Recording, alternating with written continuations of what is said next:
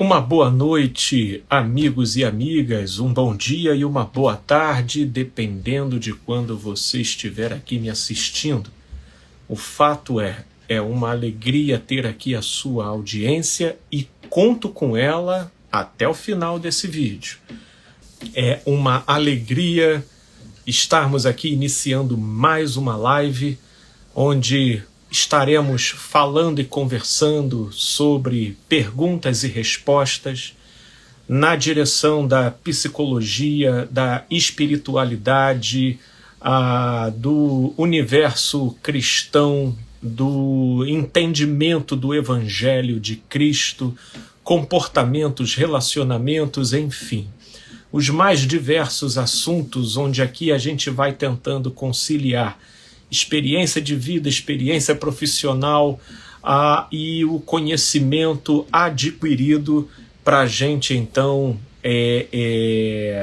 produzir aqui um momento interessante, construtivo, edificante, e fico muito feliz com a presença de todos vocês, de todos os que puderem participar. Ela colocou o seguinte: Pastor, te achei através do TikTok. Bem, eu creio que todos, já devem ter entendido os esclarecimentos que eu já dei com relação a essa questão de pastor, Mas, enfim, eu estou lendo do modo como as pessoas mandam a questão.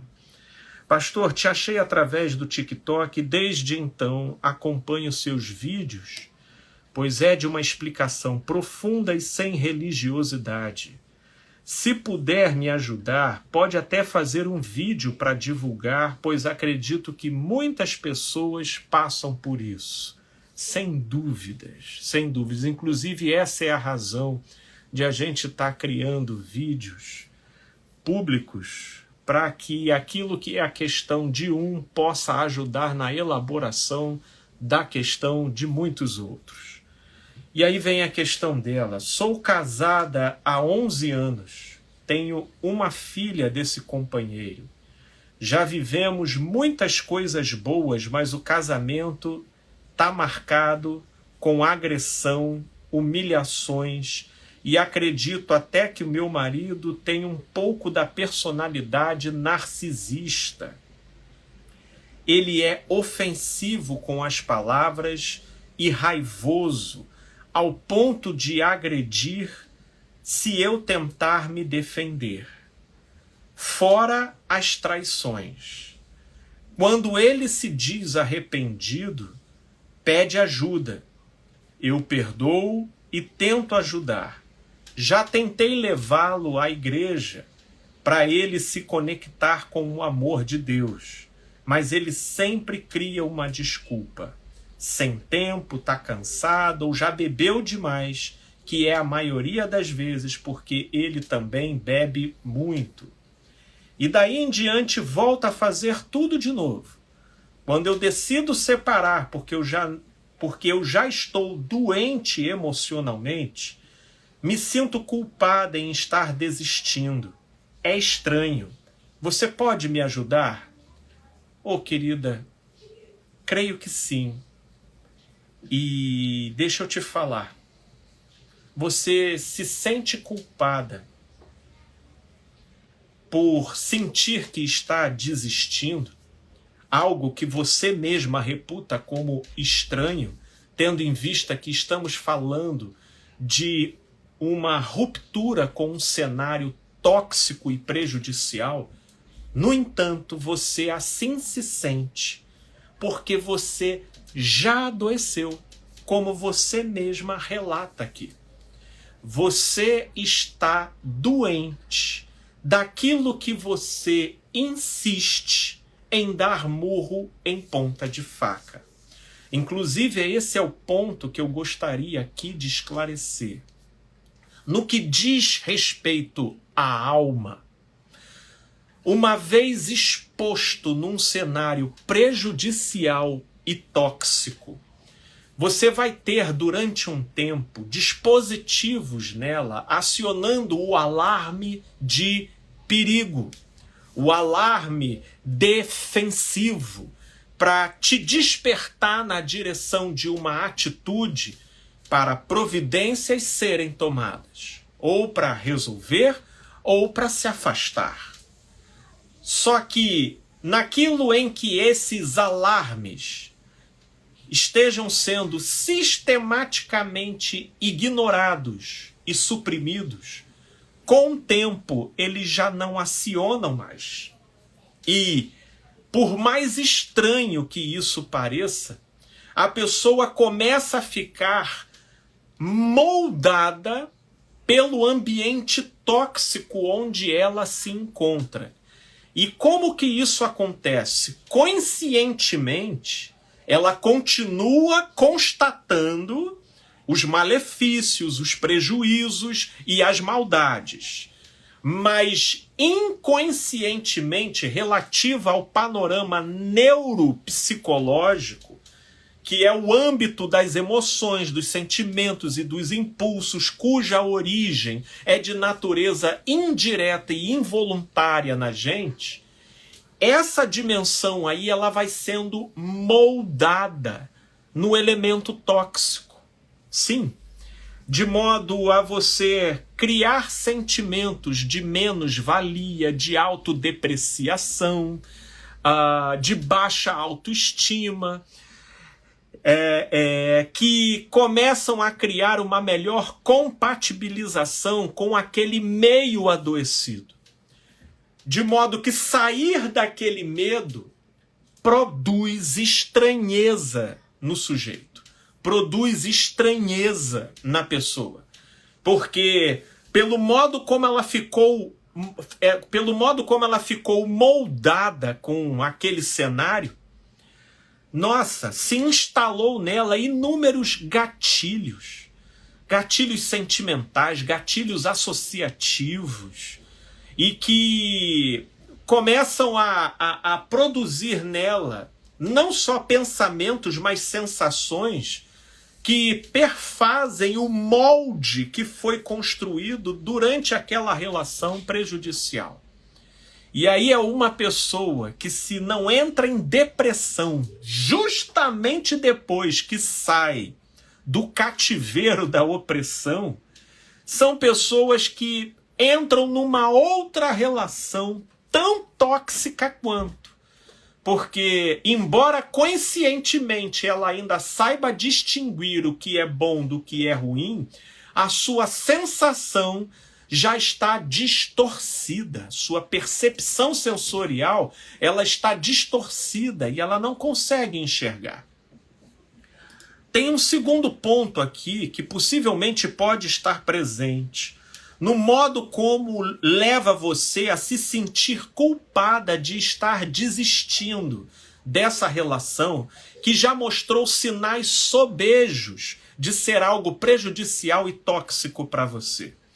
Essa culpa que você diz sentir, e que inclusive você considera estranho, ela pode ser também a denúncia de uma crença.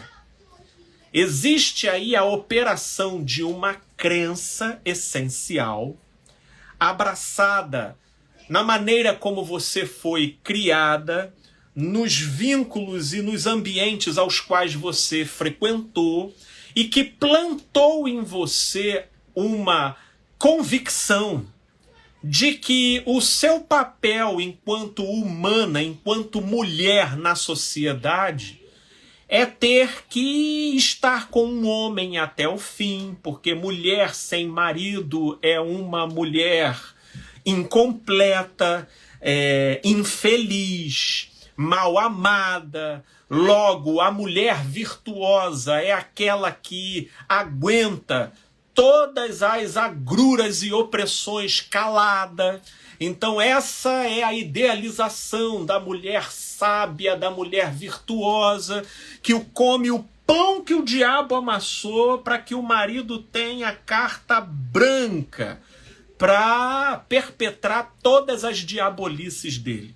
E aí, quanto mais diabólico ele for, e mais essa mulher suportar, mais virtuosa ela se torna em relação a essas crenças e em relação a um determinado segmento da sociedade, principalmente um segmento religioso, né? Inclusive, em determinados meios, parece haver até uma configuração de status social entre as mulheres e que conversam cada qual os cenários mais insuportáveis de relacionamento, mas quem de fora poderia pensar que se trata de uma queixa ou de qualquer coisa na direção de um pedido de socorro, não.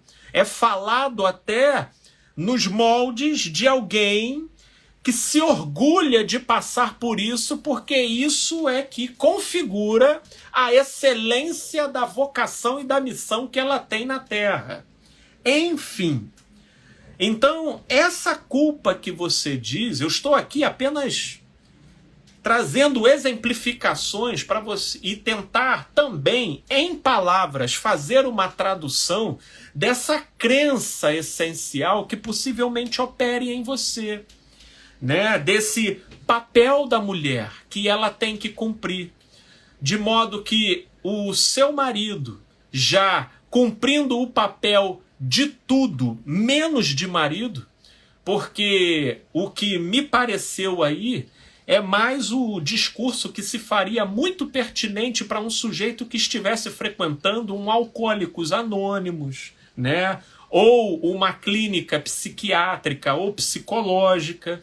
Tudo isso faria mais jus a esses ciclos do comportamento do sujeito, mas não, estamos aqui falando de um matrimônio, né?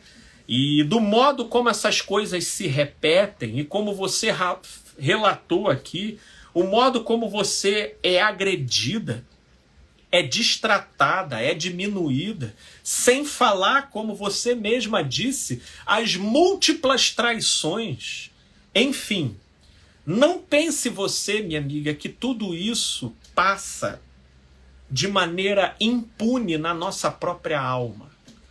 Você pode alavancar o pretexto que for, mas tudo isso vai acumulando um magma extraordinário do lado de dentro, que ou chega um dia que isso explode para o lado de fora, na forma de um comportamento incontrolável, ou isso azeda para o lado de dentro, provocando mazelas e distorções severas na sua personalidade. E só para você ter uma ideia, né, é que às vezes as pessoas pensam que a gente trabalha com determinadas propostas de forma gratuita, baseado num achismo. E como eu disse aqui no início, o que eu procuro trazer aqui para vocês e compartilhar e refletir é baseado em experiência, observação, leituras, estudos, enfim. Eu, certa feita, conduzi um determinado caso onde essa pessoa ela veio me falar da dificuldade, do panorama do relacionamento dela. E a questão que ela me trouxe foi a seguinte: Felipe, eu odeio o meu marido. Mas assim, eu odeio ao ponto de eu estar tendo nojo do cheiro dele. De ele falar comigo e me subir sensações e pensamentos que estão começando a me deixar com medo, né? Até de mim mesma nessa situação. E eu entendo que isso não é saudável, que isso não é normal. O que está acontecendo comigo? E aí a gente foi conversar, disse, querida, vamos lá, você está me contando o sintoma. Você está me contando apenas o que está aparecendo acima da linha da superfície do mar. A gente agora vai mergulhar e vai ver o que está desencadeando isso. Então, me conta o contexto desse casamento. E aí ela começou a me narrar. Ela casou, tudo bonitinho.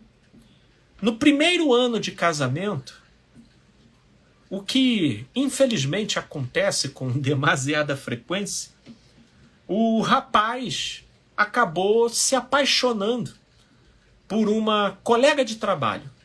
Sim, é aquele caso típico do camarada que, com a sua autoestima estabilizada pelo casamento,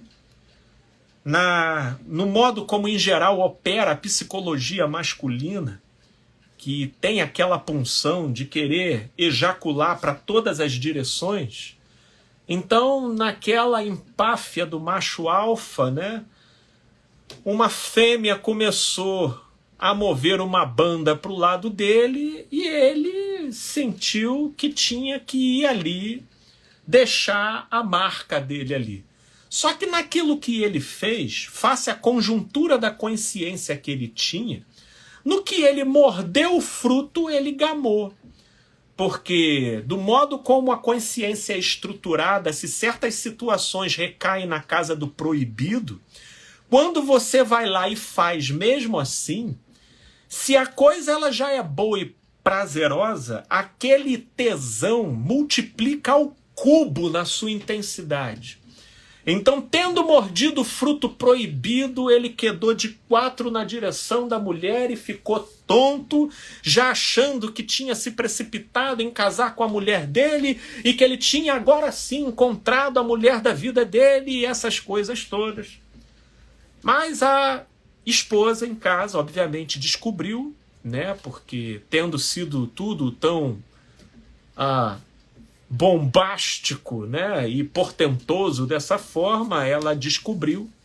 Só que ela decidiu dentro dela, cara, eu vou comprar esse barulho e eu vou fazer de tudo para ele me escolher e voltar para casa. Saca? Como dizia minha avó, ela decidiu pegar o touro pelo chifre. O touro pelo chifre. Imagina. Foi lá. Eu vou entrar nessa luta. E ela entrou. Se ela entrasse na psicoterapia comigo, nessa fase em que o marido mordeu o fruto, estava lá apaixonado, querendo dizer que queria seguir na direção que ele queria seguir, e ela viesse me perguntar o que eu deveria fazer nessa hora, olha, nesse momento eu diria para ela, querida, separa, dá um tempo, deixa ele ir, sai da frente, não interage com isso. Ah, mas Felipe, isso é um dilaceramento na minha alma, vai fomentar em mim uma sensação de rejeição muito grande, de estar sendo trocada. Olha, eu sei. Mas ainda assim, o preço de suportar essa sensação, ela vai ser um mal menor comparado ao que você vai digerir depois, se você deixar o corpo na frente desse carro descendo ladeira abaixo sem freio. Mas enfim, isso seria o que eu falaria, e agora a continuidade da história vai justificar para vocês o porquê que eu me posicionaria dessa forma. O fato é que, infelizmente, ela não chegou até mim nesse momento da história. Nesse momento da história, o cara, né, treslocou na outra direção, querendo separar, mas como não é uma coisa simples, tem que se ver casa, né? Tem que se ver modos, então ele ficava aqui e acolá, aqui e acolá. E ela resolveu bancar essa reconquista e esse trazer ele de volta. E aí ela... Então toda vez que ele volta, mesmo ele passando o final de semana fora, mesmo ele passando uma noite fora, ela sabia onde ele estava. Mas ela se arrumava toda, ficava cheirosa, preparava a janta, tratava ele com toda cordialidade, de maneira gentil, tentando expelir toda a sua feminilidade, né? E ela ia tentando fazer da maneira como era possível. Enfim, psicologicamente falando, aquela paixão, da maneira abrupta como veio, foi embora, o que era previsível.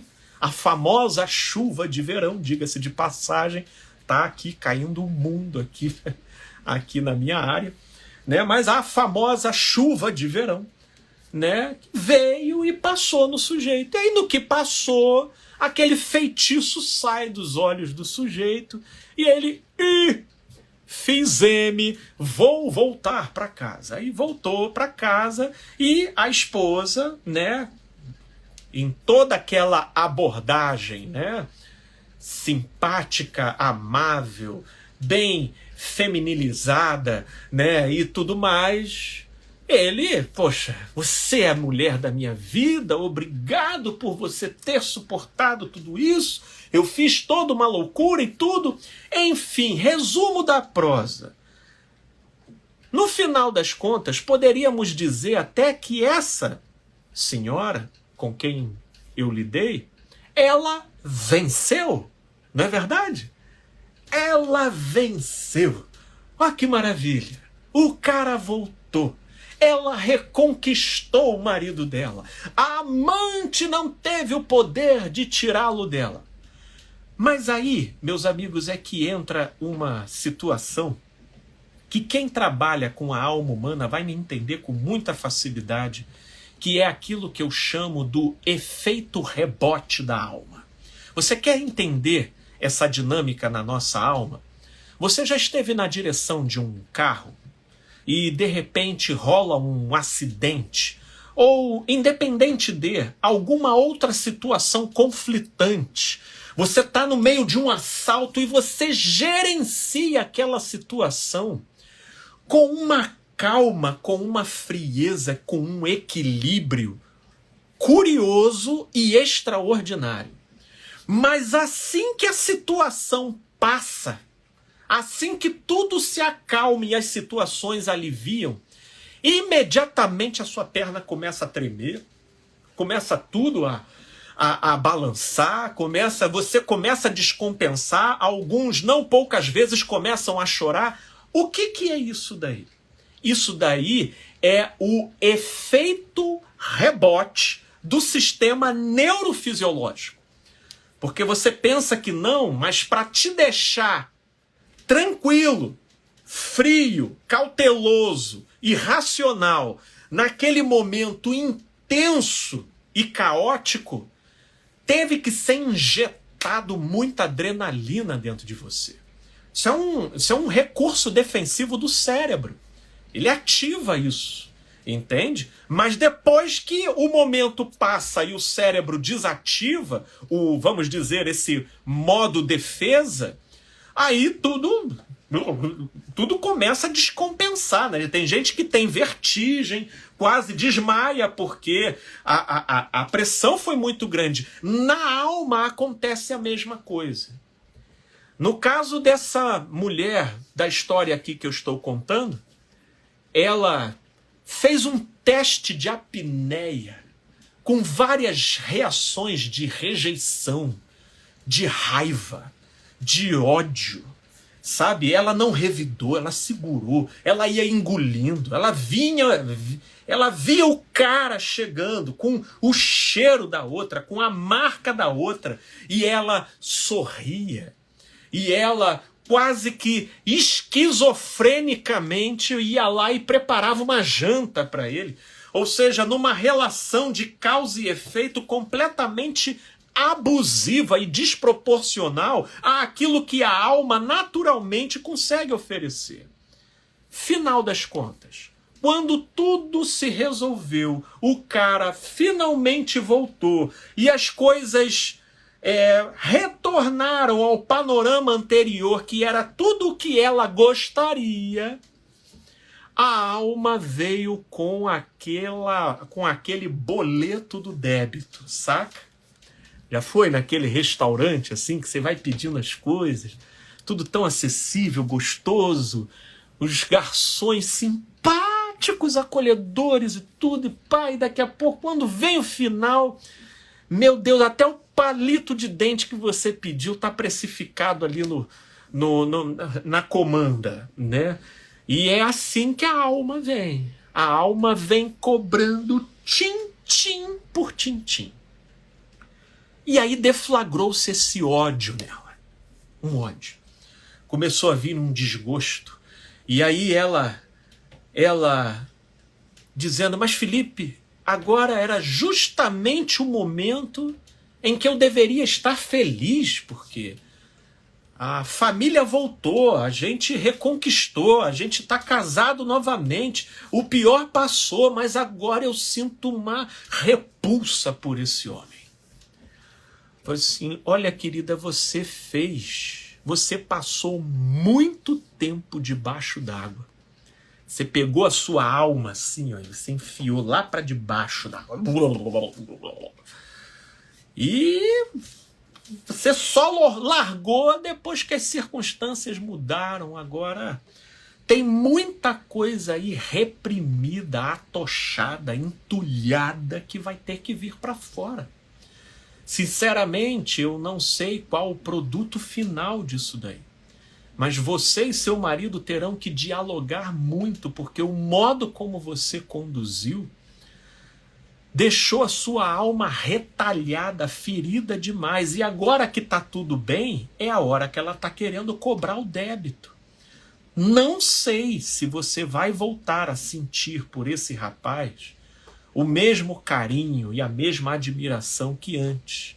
Pode ser que a relação possa prosseguir, porque não é porque não dê para voltar a ser como era antes que não dá para ser melhor. Mas entre ser o que era antes e ser melhor, uma coisa é fato, vai ser diferente. Diferente do que aquilo que um dia já foi. E isso só o tempo vai poder dizer para a gente se de fato vocês vão reconstruir esse entrosamento. Por isso que nessas horas o mal menor da maneira como eu avalio é sai da frente da loucura. Não vira muro de anteparo para absorver o impacto de locomotiva desgovernada descendo ladeira abaixo. Não é isso. Não pague de herói, não pague de heroína, porque naquilo em que você acha que você está salvando a sua relação, você está moldando a sua alma num panorama altamente asfixiante, cujas consequências vão ser danosas para todos, para você, para ele, para todos. E a emenda fica pior do que o soneto.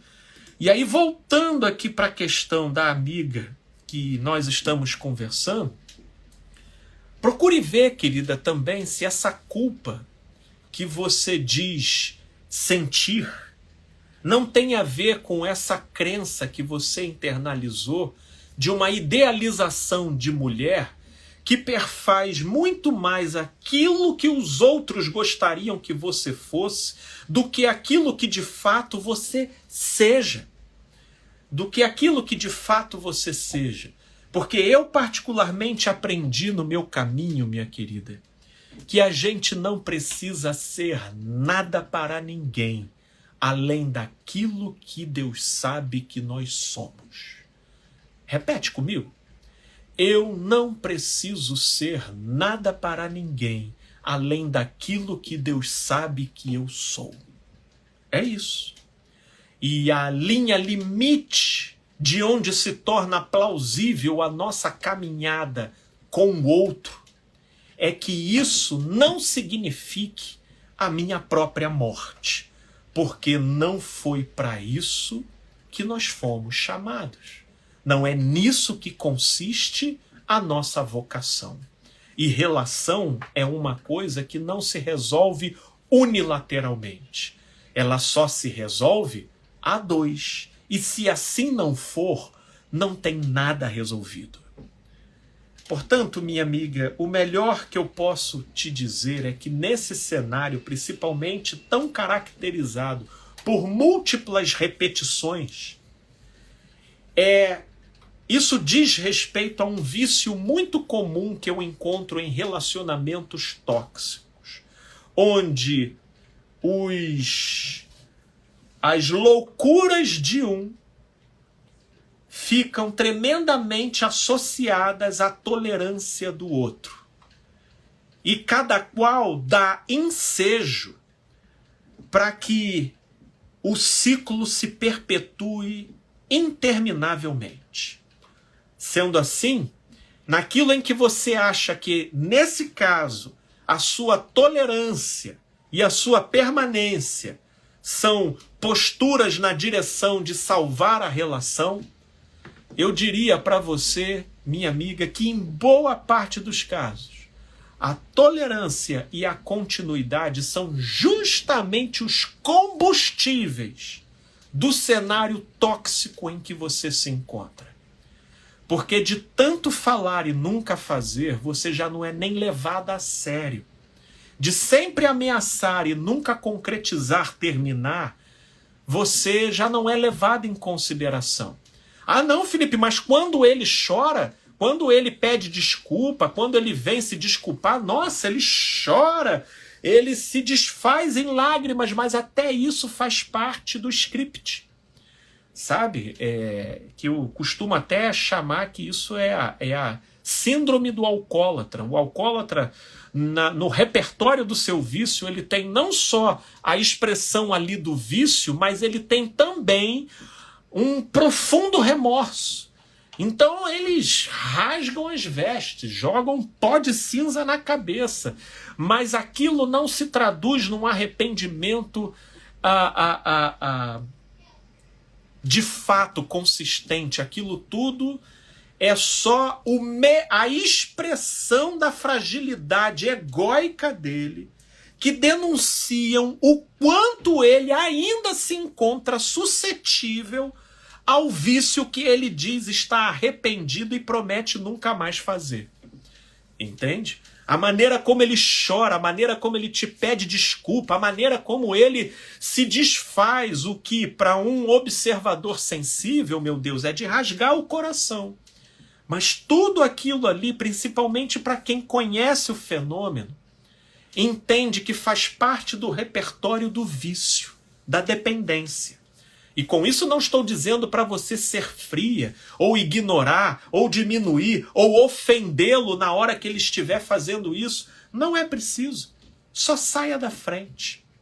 Só saia da frente e dê preferência para fazer isso no momento em que vocês estiverem bem, no momento em que as coisas estiverem estáveis, entendeu? Para que não soe, né, aquele contexto de que você está sendo insensível, fria, porque aí isso vai dialogar com certas crenças que ainda não estão tão bem resolvidas dentro de você, aí você vai se sentir culpado e aí você fica novamente. Então isso tem que ser quando as coisas estão razoáveis. Você vai lá, conversa, corta, sai e, minha amiga, se permite seguir o seu próprio caminho. Se você vai recomeçar ou não é entre você e Deus, mas nessa direção você se permite seguir o seu próprio caminho em paz, deixando que Ele, nos comportamentos dele, nos vícios dele, ele seja a própria sentença dele, mas já não seja um navio a naufragar e que te leve junto, ok? Muita gente falando aqui que passou por isso também. Eu estou dizendo aqui para quem está no Instagram, que é aqui no TikTok, onde está tendo aqui uma interação mais intensa. Vivo um relacionamento onde eu que vivo ferida, sou rejeitada e vivo de migalhas. Ô, minha amiga, eu vou te dizer, nessas circunstâncias, só você tem o poder de interromper isso de imediato. Isso não é o que você merece. Não é a sua vocação. Não é a sua missão. E você não se tornará virtuosa por fazer do matrimônio um teste de apneia. Isso daí dialoga com o nosso paganismo primitivo, que está sempre barganhando com o divino pela via dos nossos sacrifícios pessoais. Nessa direção, a gente acha que quanto mais desgostoso, quanto mais perrengue, quanto mais sacrificante e ruim, então a gente se torna merecedor diante de Deus, sobretudo para suportar tudo isso em nome de um ideal supostamente dele. Mas acredite, isso aí é um repertório e uma filosofia da religião dos homens. Porque, como diz Gálatas no capítulo 5, foi para a liberdade que Cristo nos chamou. E somos convidados a viver à altura disso. Sim, de modo que matrimônio, se acontecer, que seja a expressão do devido entrosamento e da devida compatibilidade entre duas almas. Certamente, todo relacionamento estará marcado por imperfeições, por determinados conflitos, mas quando a relação é saudável, nada disso ultrapassa a linha do que preserve e zele pela nossa sanidade, pela nossa saúde de ser. Porque tudo aquilo que viola esse limite já extrapolou seu próprio sentido de ser. De modo que, minha amiga, eu peço a Deus que te conceda luz e força para que você tome a decisão, não só na direção de amputar essa relação, mas que te engravide de fé e da confiança de que você não precisa ser nada para ninguém, além daquilo que Deus sabe que você é. E por mais que digam, você desistiu, você fracassou, nisso estará a sua vitória. Porque por amor a Deus, por amor a si mesma e por amor até a esse marido, você amputou uma relação cuja toxicidade se mantinha pelo modo como vocês se vinculavam.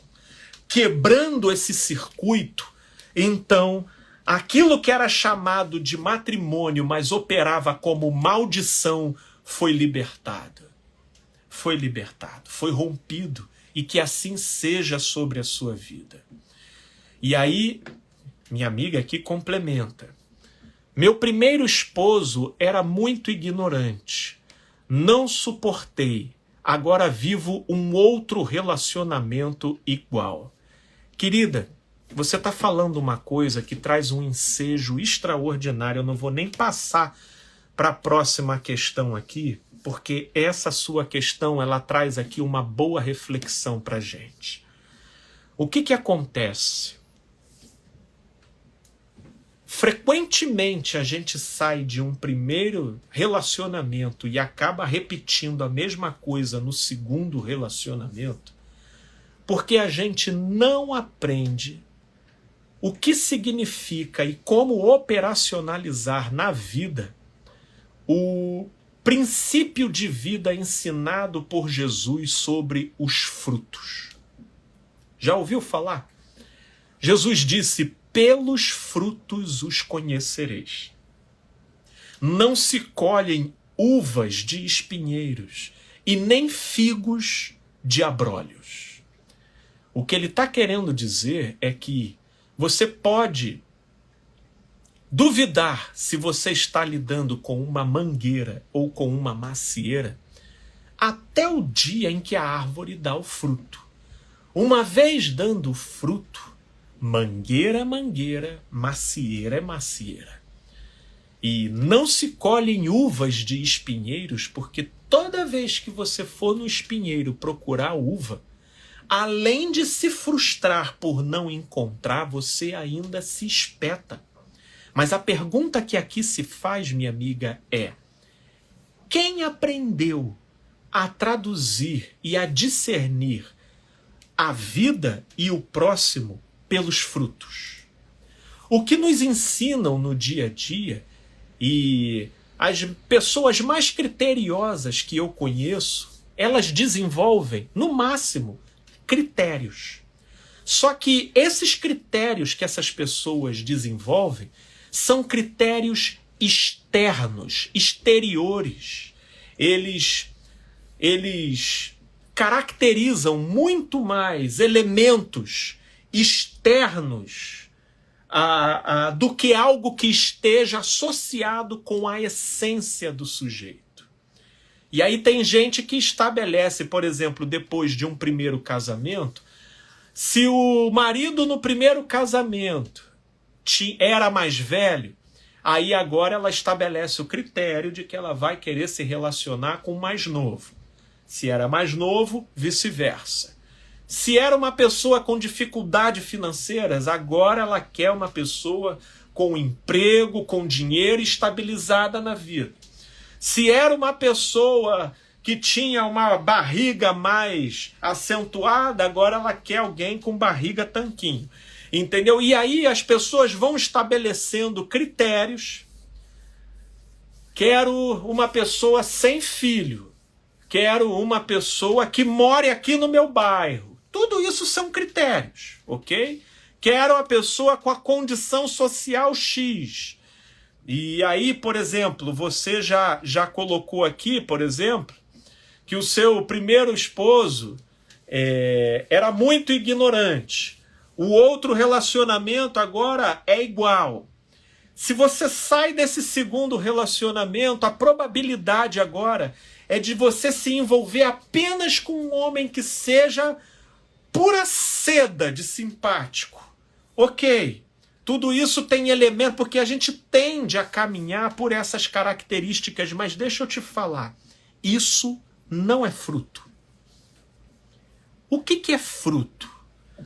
Lá no livro de Gálatas, no capítulo 5, o apóstolo Paulo fala acerca dos frutos da carne e dos frutos do espírito. E o modo como ele descreve isso são de características, essas sim, associadas à essência do sujeito. No que diz respeito à da carne, inveja, ciúmes, dissensões, porfias, lascívias, glutonarias, que se refere a descontrole de ingestão e de comida. E no que diz respeito aos frutos do espírito, amor, paz, longanimidade, benignidade, fidelidade. Isso são frutos. Perceba que para perceber frutos, você precisa conviver. Para satisfazer boa parte dos critérios que as pessoas estabelecem para iniciar uma relação, sinceramente, basta você checar o currículo do sujeito no Tinder, que você já tem todas as informações. Basta você dar uma stalkeada no Instagram e no Facebook, que você já vê mais ou menos a classe social dele, que você já vê se, enfim, se ele tem filho, se ele não tem. Você já consegue depreender boa parte desses elementos exteriores. Mas fruto, não. Fruto você não consegue depreender via redes sociais. Fruto você só depreende caminhando junto. E aqui eu deixo uma dica. Fruto é aquela expressão da pessoa quando ela está desarmada e despreocupada de ser rejeitada e condenada. O fruto ele vai se expressar nesse momento. Por isso até que numa relação dificilmente nasce algum fruto nos primeiros 5, 6, 7 encontros. Porque nos primeiros meses nós somos totalmente cartão de visitas, não é verdade? Aí a gente não deixa, até aquela marquinha que a gente tem no corpo, a gente tampa. Aí a gente vai fazendo firulas aqui, firulas acolá, a gente vai tentando agradar de todas as formas. Então, nesse cenário, é difícil de fruto nascer. Fruto ele vai nascer quando a guarda começa a baixar. E aí, vamos aqui só aventar aqui alguns exemplos, só para você conseguir visualizar. Eu quero que vocês só visualizem a coisa. Aí vocês já estão lá numa interação, aí você vai com o sujeito para o cinema. Aí chegando lá no cinema, tá passando filme, e aí o cara vai lá e agride a mulher, e aí tá vocês dois lá no mó love, o cara vira e fala, mereceu, mereceu. Aí você já, ó, pum, tem um fruto nascendo ali. Tem um fruto. Pum, extravasou. Mas aí tem muita gente que não observa esse fruto. Esse fruto em si não é nada. Sozinho ele nada representa. Isso é um indicativo sutil, que geralmente vai se interconectar com uma série de outras coisas que depois de um bom tempo a pessoa se lembra disso e percebe que aquele evento lá no cinema já tinha dado a fita todinha do que ela iria encarar no futuro. Porque o fruto é essa coisa que vaza. Ela vaza, ela sai. Eu tive uma vez eu lidei com um caso uma vez de uma pessoa que conheceu outra no Tinder, né? Porque nessas horas, quem fica avaliando outras pessoas pela via de critérios externos, ela engole esse tipo de coisa. Porque, por exemplo, poderia acontecer essa situação no cinema com ela e até causar uma estranheza nela, do tipo, que opinião é essa? Mas se o cara fosse mais alto, que era tudo que ela queria, se o cara tivesse uma boa condição financeira, que era o critério que ela queria, se o cara não fosse pai de nenhum filho, que era outro critério que ela queria, ou seja, se o cara atendesse a todos os critérios, tem gente até que estabelece critério, eu quero que ele vá até a minha casa, aí o sujeito aparece na casa dela, assim, puf, aí foi, mas são critérios, a gente não pode dizer que isso é fruto. Não, não é fruto. Isso são critérios externalizantes. Um outro exemplo de fruto, eu lidei com um caso de uma pessoa que conheceu, né, uma pessoa pelo LinkedIn, e aí vindo aquela fase inicial, onde todos nós somos cartões de visita, né, somos puro outdoor, né? Tava tudo indo bem, e ela vindo, comentando dele e tudo. Eu falei, puxa, Felipe, ele é assim, ele é assado, ele faz assim. Eu falei, pô, muito bom. Inspira aí para a página 2, querida. Vira aí a próxima página, vai caminhando e tudo mais. E aí eu acho que decorrido uns 2 meses de interação entre eles resolveram viajar juntos. Felipe, eu vou viajar juntos porque aí é melhor, a gente, né, tem um panorama, estreita mais a situação. Eu falei, legal, viajar junto realmente, né, traz a coisa para luz mesmo, né? É o momento que você vai pegar a pessoa desprevenida em algum momento. E aí tira e queda. Na verdade, eles não chegaram nem a passar um dia juntos na viagem. Eles estavam no ônibus de viagem, eles pegaram um ônibus de viagem, e ela lá conversando com ele, parece que o ônibus estava um pouco vazio, ela se deu a liberdade de botar os 2 pés assim em cima de um banco. Aí ela botou. No que ela botou, o cara do lado assim virou. Porra, tira isso daí. Aí o modo como ele falou, ela achou aquilo estranho, ela virou assim. Mas o cara preenchia todos os requisitos, né? Situação financeira, apresentou ela para os pais, que era uma coisa inusitada. Felipe, homem nenhum faz isso. Mas isso aí ainda não é fruto. Ok, mas vamos lá. E aí ele virou, falou isso, ela estranhou, ela tirou a perna. Só que aí o que acontece? Como ela sabia mais ou menos como seria o curso que eu daria as nossas conversas dali para frente, ela então saiu da terapia, né? Mas passado há uns 6, 7 meses, ela voltou para falar: Felipe, sabe daquela ocasião lá no ônibus, que eu fui botar os 2 pés lá e ele do nada virou naquela fala que foi até bem atípica o modo como a gente tinha se relacionado até então? E eu falei: porque no início a gente é cartão de visita. Depois que a gente chega naquele patamar de sentir que a gente não vai mais ser rejeitado e nem condenado, é aí que vem para fora a espontaneidade da coisa. É aí que a coisa vem. E é aí que vem terreno fértil para nascer o fruto. Então, nessa hora, ela falou: filha, você lembra daquela situação lá do homem? Lembro. Então, a relação foi toda caracterizada por aquele evento. Um sujeito autoritarista, dominador, intrusivo, manipulador. Disse Jesus: pelos frutos os conhecereis. Vocês conseguem entender o que é fruto? Conseguiu, minha amiga? Eu queria te levar a pensar sobre isso.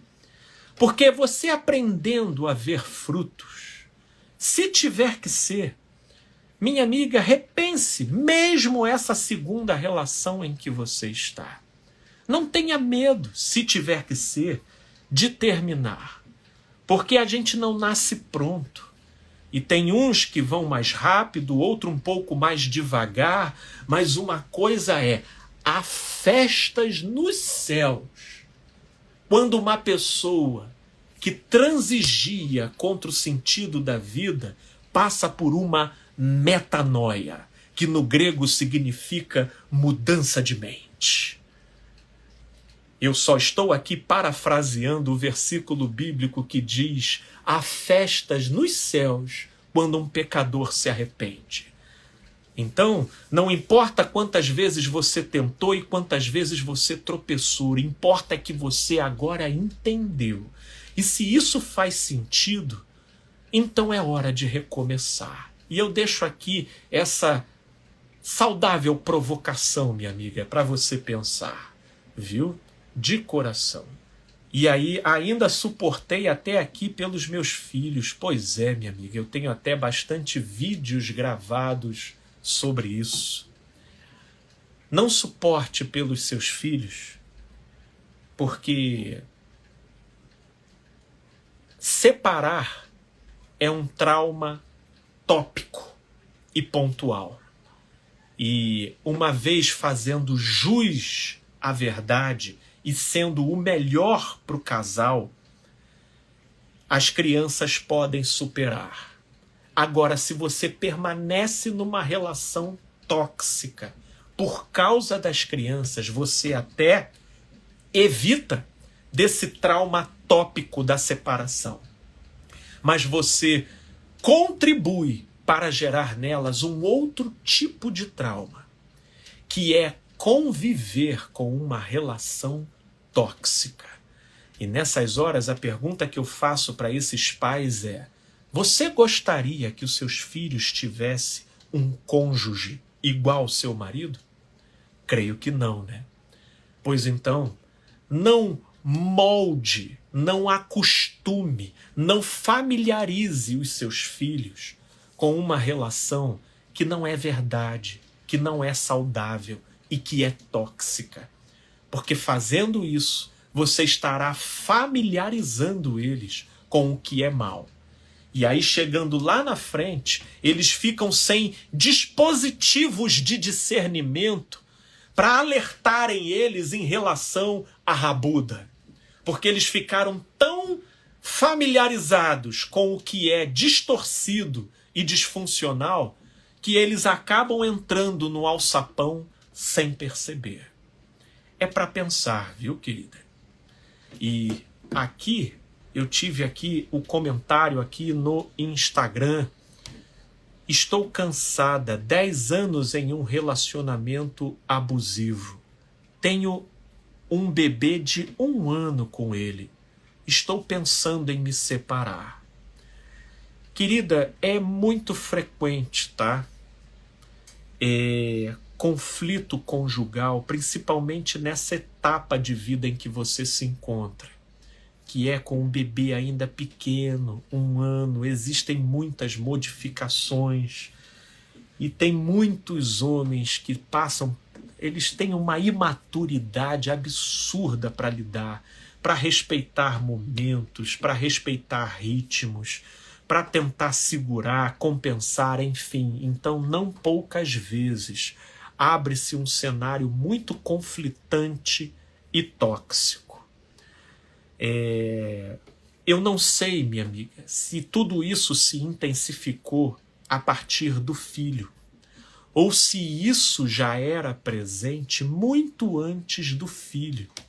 Até porque, querida, pode não ser o seu caso, mas eu já lidei com alguns casos de pessoas que, pela carência, no intuito de manter a relação, teve a desastrosa ideia de ter um filho como forma de prender o marido. Meu Deus! Quando, na verdade, filhos é aquilo que carrega o potencial de estremecer e impactar até relações que tenham um bom potencial de entrosamento. O que dirá aquelas que já carregavam sintomas de falência, né? Então eu creio que é isso que precisa ser revisto, porque você estará muito mais na direção de amadurecer a decisão de terminar, se isso já é uma situação tóxica antes de ter o filho. Mas se antes de ter o filho a relação ainda era plausível, mesmo que no meio das suas imperfeições, e depois que você teve o filho a coisa degringolou, pode ser, minha amiga, que uma terapia de casal te ajude.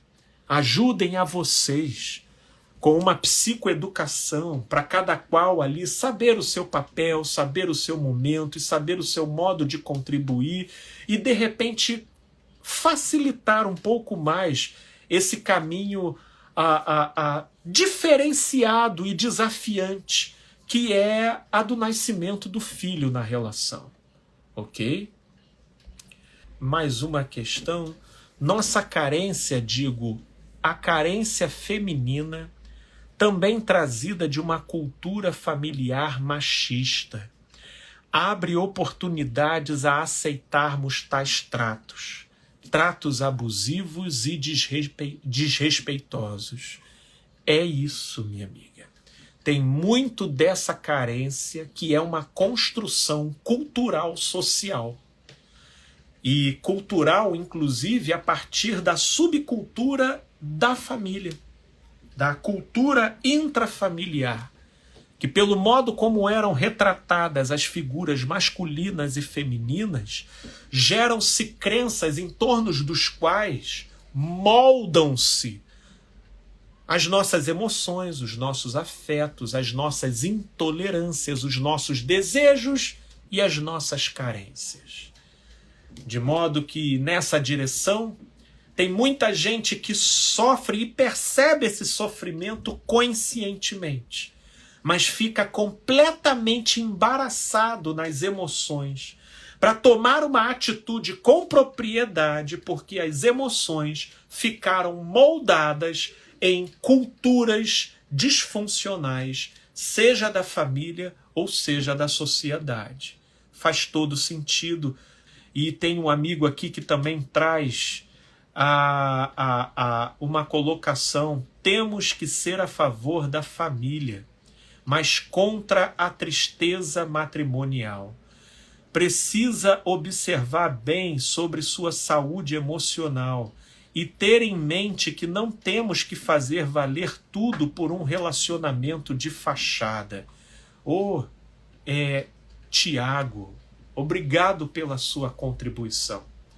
E, puxa, meu amigo, eu creio que você trouxe uma contribuição bem ponderada e equilibrada, porque eu fico lidando aqui com tantas queixas de relacionamentos tóxicos e abusivos, que por vezes eu passo a impressão de que eu sou um advogado do divórcio, que eu sou um incentivador do término de relação. E não, meu Deus, como eu me desdobro da maneira que me é possível para tentar recuperar e viabilizar relações que possuem potencial de entrosamento, mas que às vezes ficam engasgados pela imaturidade, por circunstancialidades, até por inabilidades diante de determinados impasses. E esses desafios são absolutamente naturais.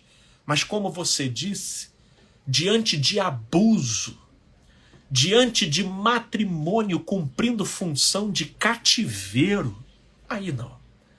Aí eu trabalho aqui para encorajar, para colocar à disposição o Evangelho, o poder do Evangelho e, consequentemente, a psicologia e a ciência e até o meu apoio para que essa pessoa se sinta amparada e se veja respaldada para, em nome do amor próprio, tomar uma decisão na direção da vida. E a pretexto de uma causa socialmente enaltecida, que é o matrimônio, e que de fato, no seu ideal, é algo bom e saudável, mas que na prática não cumpre essa finalidade na vida de muitos, muitos permanecem em situações completamente adoecedoras e complicadas. E nesses casos eu sou enfático, para que essas pessoas sejam estruturadas e encorajadas a tomarem uma decisão na direção da vida. E eu tenho até aqui uma querida que colocou: ninguém quer ver os sinais. Puxa, na verdade, querida, eu diria que será que as pessoas sabem ver os sinais? Nessa época, nessa geração coach de metodologia para isso, do caminho para aquilo, dos 3 passos para aquilo outro, nós temos meio que uma bula de remédio, uma receita de bolo, e as pessoas vão fazendo o seu folhetim de critérios, mas são critérios geralmente externos. Elas não sabem enxergar fruto. E aí passam a coar mosquitos e engolir camelos, né? Abraçam o espinheiro no intuito de que dali nasça uva. E o resultado final são pessoas machucadas e frustradas. Mas que Deus nos dê luz e direção. Se você acha que edifica, que faz bem, que é um conteúdo que é válido, curta, compartilhe. Se puder me ajudar lá no YouTube, se inscreva, curta os vídeos, porque tudo isso ajuda a manutenção do trabalho. Gente boa, no mais, muito obrigado. Um beijão para vocês. Que Deus os abençoe.